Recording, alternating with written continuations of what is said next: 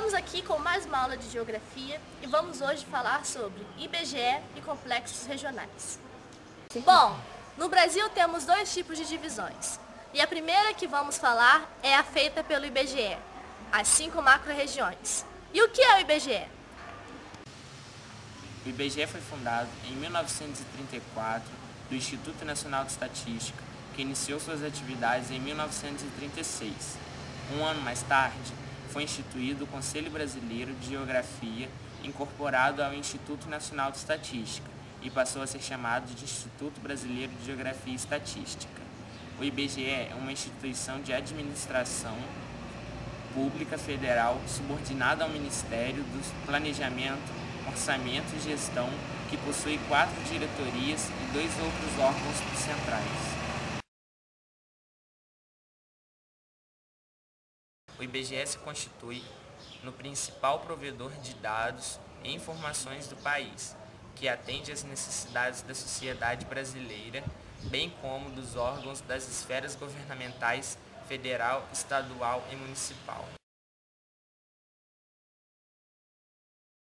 O IBGE serve para identificar e analisar o território, contar a população e mostrar como a economia evoluiu através do trabalho das pessoas, revelando ainda como elas vivem.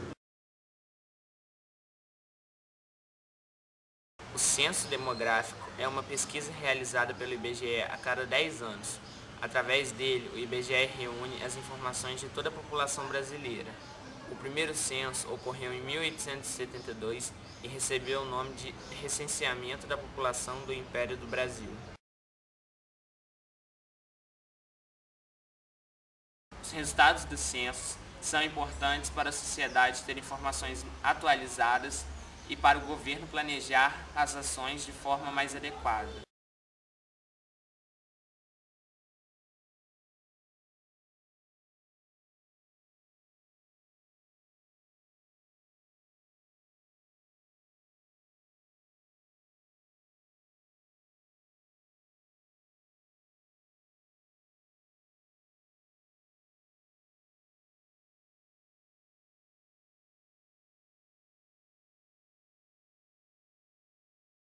Compreende total ou parcialmente áreas de 12 unidades federativas, com aproximadamente 2,2 milhões de quilômetros quadrados.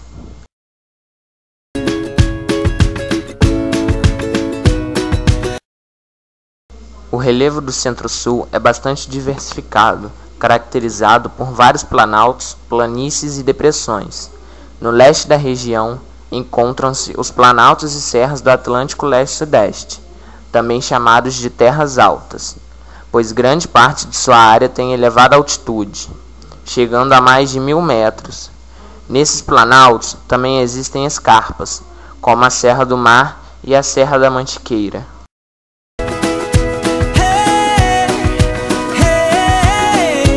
O tropical tem como característica 2 estações bem definidas: o verão bastante chuvoso e o inverno muito seco, com médias térmicas elevadas o ano todo.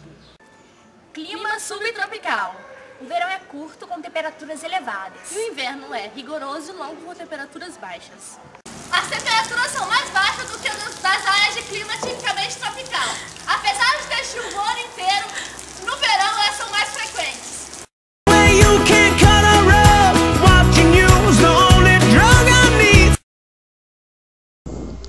Engloba total ou parcialmente 9 unidades federativas brasileiras, com uma área de aproximadamente 5,1 milhões de quilômetros quadrados. A Amazônia é a região menos povoada do país, com apenas 8% total de nossa população.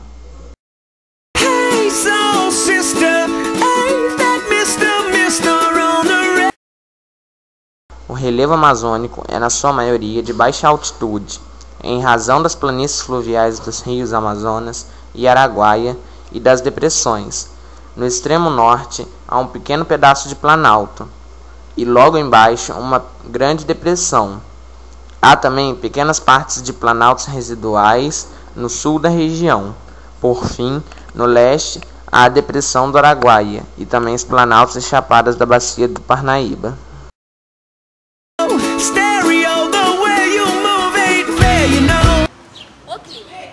O clima da Amazônia é equatorial úmido, ou seja, quente e chuvoso. Há duas exceções nesse clima, na porção setentrional e nas mais meridionais. Na setentrional ocorre períodos de seca e na meridional ocorre clima tropical. Eu moro na Amazônia. A Amazônia é o complexo regional menos populoso, caracterizado por ter população ribeirinha. Esta vive às beiras dos rios. Vive às beiras dos rios por não ter transporte rodoferroviário e a floresta ser muito heterogênea e fechada. Na Amazônia encontramos duas metrópoles que controlam tanto econômica quanto politicamente. São Manaus e Belém. Com a implantação de grandes projetos agropecuários, mineradores e extrativistas, a população nativa vem aumentando numa taxa muito superior do que a população total.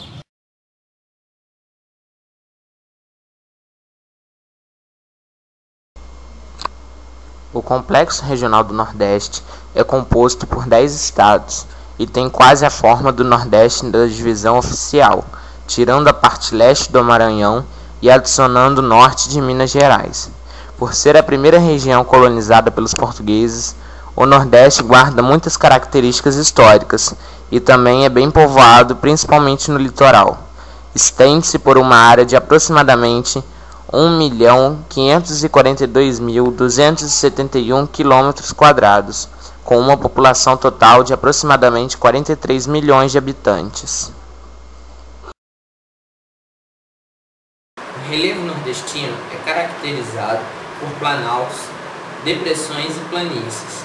Na porção oeste estão localizados os planaltos e chapadas da bacia do Parnaíba. Na região central está a depressão que ocupa a maior parte do Nordeste, causada pelo Rio São Francisco. O Complexo Regional do Nordeste tem uma vegetação que reflete quase que fielmente as características climáticas. Na área em que o clima é tropical, com altas temperaturas o ano todo, e uma estação de seca e outra chuvosa, a vegetação encontrada é do cerrado, caracterizada por árvores de pequeno porte e arbustos. Na faixa de terra em que encontramos o clima semiárido está a Caatinga. As altas temperaturas e a pouca quantidade de chuvas faz com que a vegetação tenha um aspecto desértico, com cactos e plantas secas. Na zona oeste encontramos a Mata dos Cocais, onde a proximidade com o clima equatorial ajuda um maior desenvolvimento das plantas.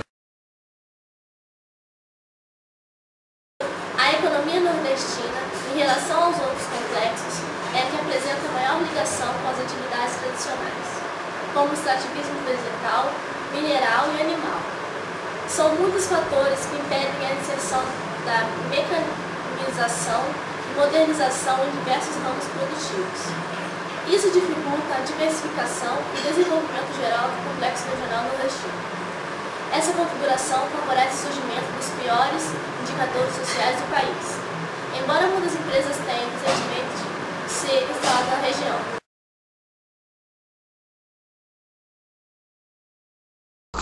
Bacia do São Francisco.